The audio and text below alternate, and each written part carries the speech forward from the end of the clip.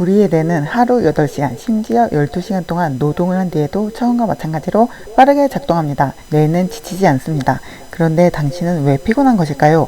정신의학자들은 피로가 대부분 정신적, 감정적 태도에서 비롯된 것이라고 말하고 있습니다.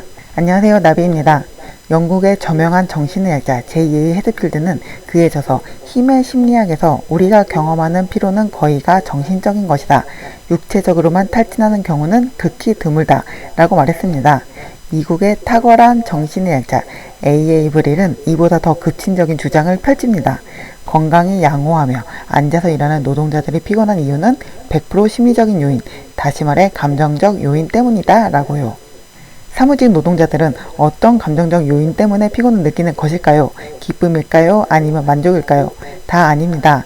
권태, 우라, 인정받지 못한다는 느낌, 자괴감, 서두름, 불안, 걱정 같은 것들이 그들을 탈진하게 하고 감기를 달고 살게 하고 목표를 달성하지 못하게 하고 신경성 두통을 앓은 채 집으로 돌아가도록 하는 감정적 요인입니다. 우리가 피곤한 이유는 감정이 육체의 신경성 긴장을 유발하기 때문입니다. 잠을 푹 자고 충분히 쉬어도 풀리지 않는 놀라운 사실은 많은 사람이 돈에 대해서는 대단히 엄격하면서 정작 자신의 에너지는 술 취한 사람처럼 무분별하게 흥청거리며 낭비하고 있다고 말합니다. 이런 신경성 피로의 해답은 하나밖에 없습니다. 휴식뿐입니다. 일을 하면서도 쉴 수 있는 법을 배워야 합니다. 물론 쉬운 일은 아닙니다. 하루 종일 바쁘게 움직이고 분주했던 날과 일이 없어 책상에 앉아 인터넷 검색만 한 날 중에 과연 어느 날이 더 피곤할까요? 저자는 후자라고 말합니다. 움직이지 않으면 편할 것 같지만 사실 더 피곤합니다. 사람은 원래 움직이도록 만들어져 있습니다. 현대 직장인들이 피곤한 이유는 일을 많이 하기 때문이 아니라 너무 움직이지 않기 때문입니다. 그들은 스스로 피곤하다고 생각해 움직이는 걸 거부합니다. 피곤한데 웬 운동이냐라고 생각합니다. 하지만 그렇지 않습니다. 움직이면 덜 피곤합니다. 피곤한 날일수록 가볍게 움직이는 게 좋습니다. 잠시 걷거나 달리거나 수영 같은 유산소 운동을 하는 게 도움이 됩니다.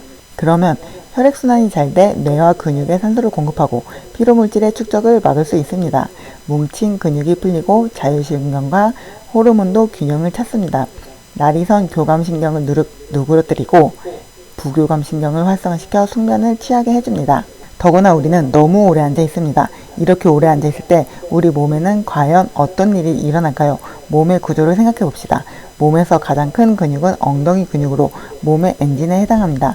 몸을 지탱하고 하반신의 안정을 유지해 줍니다. 그러므로 주기적으로 엉덩이 근육을 단련해 줘야 합니다. 엔진이 튼튼하면 몸 전체가 안정을 찾고 피로에 강한 몸이 됩니다. 반대로 엉덩이 근육을 단련하지 않으면 움직임에 문제가 생깁니다. 움직이지 않으니까 움직임이 더 둔해집니다. 가동 범위가 줄어들고 근육량이 줄어듭니다. 근력이 줄면 혈액순환 악화, 신진대사 저하, 호르몬 분비 저하, 오한, 부종, 권태감, 관절통, 요통, 요실금 등 다양한 문제가 발생합니다. 별다른 노력을 하지 않으면 나이가 들수록 점점 엉덩이 근육이 사라지게 됩니다.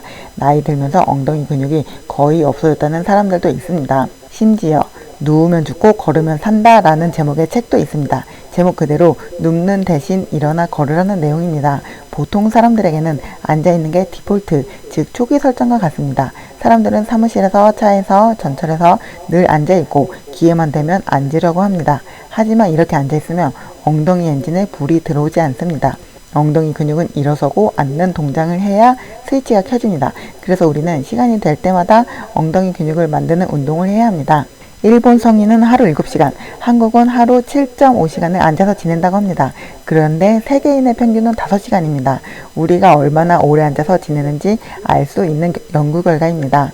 오래 앉아있으면 혈류와 신진대사가 저하되고 이는 협심증, 심근경색, 뇌경색, 당뇨병의 원인이 됩니다. 기억력 또한 저하시킨다고 합니다. 그래서 오래 앉아있는 건 정말 몸에 좋지 않습니다. 오래 앉아 있어야 하는 직업이라면 적어도 30분에 한 번씩은 일어나 하체의 피로를 풀어줘야 합니다. 중간중간 서서 일하거나 스트레칭 그리고 일상생활에서 쉽게 할 수 있는 계단 오르기 추천드립니다. 현대 많은 사람들은 아무것도 하지 않았는데 피곤하다고 말합니다. 이걸 뇌과학자들은 그 피로의 원인이 육체의 피로가 아닌 뇌 피로 때문이라고 말합니다. 쉬어도 쉰 것 같지 않고 깊이 잠들지 못하고 깨어있어도 잡생각과 근심걱정, 불안감에 시달린다고 합니다. 이 모든 건 뇌 피로를 풀지 않는 한 우리는 진정한 휴식을 얻을 수가 없습니다. 나이에 따라 피로를 느끼는 정도가 다른데 특히 중년에 접어들면 뇌 피로도가 더 큰 것으로 확인되었습니다. 뇌 피로에 주목하는 이유는 제일 먼저 4차 산업혁명 때문입니다. 지금까지 우리는 다른 선진국에서 만들어 놓은 것에 우리의 기민성, 응용성, 근면성을 더해 중진국 최상위 대열에 올라설 수 있었습니다. 그야말로 모방이 우리의 생존력이었죠. 하지만 4차 산업혁명 시대에 생존하기 위해서는 그 이상의 것들이 필요합니다. 바로 창의력입니다. 그런데 뇌가 피로에 빠지면 창의성은 결코 발휘되지 못합니다. 더욱 심각한 문제는 뇌 피로로 인한 각종 질환이 우리 건강을 위협하고 있다는 점입니다. 뇌 피로는 증상이 뚜렷하지 않아 제대로 인지하는 경우가 드뭅니다. 게다가 대부분의 사람들은 몸만 쉬면 모든 피로가 회복되는 줄만 알고 있습니다. 하지만 그것은 진정한 휴식이 아닙니다. 오히려 피로를 덮어버림으로써 은밀히 피로를 가중시킬 뿐입니다. 뇌 피로에는 육체적 피로 회복과는 전혀 차원이 다른 과학적인 휴식이 필요합니다. 수면의 질을 높여 뇌 피로 회복을 돕고 영양학적으로도 닭가슴살에 함유된 성분으로 뇌 피로를 풀며 그 외에 명상과 일상생활에서 할 수 있는 다양한 뇌 피로 회복법이 있습니다. 지금까지 당신이 몰랐던 우리가 피곤한 이유 3가지에 대해서 살펴보았는데요. 첫째, 감정적인 요인, 둘째, 신체활동 부족, 셋째, 뇌의 피로였습니다. 원인을 알았으니 간단하게 원인을 제거하면 우리는 피곤하지 않은 삶을 살 수 있다는 결과에 도달하게 되는데요. 자신에게 해당되는 게 있다면 철저히 관리하셔서 몸을 생각하는 습관으로 건강하고 행복한 삶 누리시길 바랍니다. 구독, 알림 설정은 사랑입니다. 감사합니다.